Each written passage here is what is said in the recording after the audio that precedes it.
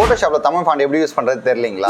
அப்போ இந்த வீடியோ உங்களுக்கு தாங்க. இந்த வீடியோ ஃபுல்லாக பாருங்கள். தமிழ் ஃபாண்ட்டோடைய பேக்கேஜ் ஃபுல்லாகவே நான் உங்களுக்கு தரேங்க. தமிழ் ஃபாண்ட் எப்படி யூஸ் பண்ணுறதுன்னு பார்த்தீங்கன்னா, ஃபஸ்ட்டு நீங்கள் சிஸ்டமில் ஐகே சாஃப்ட்வேர் இன்ஸ்டால் பண்ணிடணும். இன்ஸ்டால் பண்ணிவிட்டு ஓப்பன் பண்ணிங்கன்னா உங்களுக்கு இந்த மாதிரி இருக்கும். இதில் பார்த்தீங்கன்னா லாங்குவேஜில் தமிழ் செலக்ட் பண்ணிடுங்க. யூனிகோடில் பார்த்தீங்கன்னா செந்தமிழ்னு இருக்கும், அதுவும் செலக்ட் பண்ணிடுங்க. செலக்ட் பண்ணிட்டீங்கன்னா உங்களுக்கு ஒரு ஷார்ட்கட் கீ கொடுத்துருப்பாங்க, அதை நோட் பண்ணி வச்சுக்கோங்க.